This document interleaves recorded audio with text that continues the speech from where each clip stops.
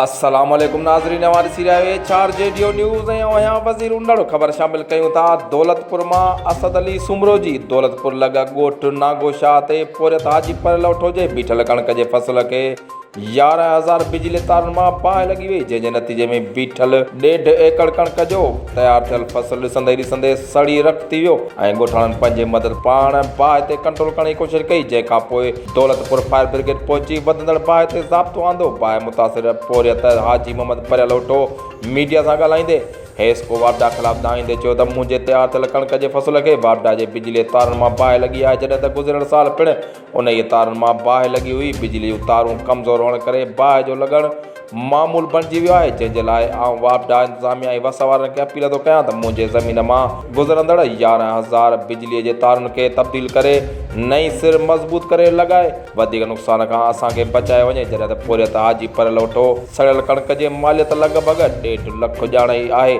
HR JD news में फ़िलहाल एतिरो ई। वधीक ख़बर ऐं अपडेट्स लाइ ॾिसंदा रहो HR JD न्यूज़।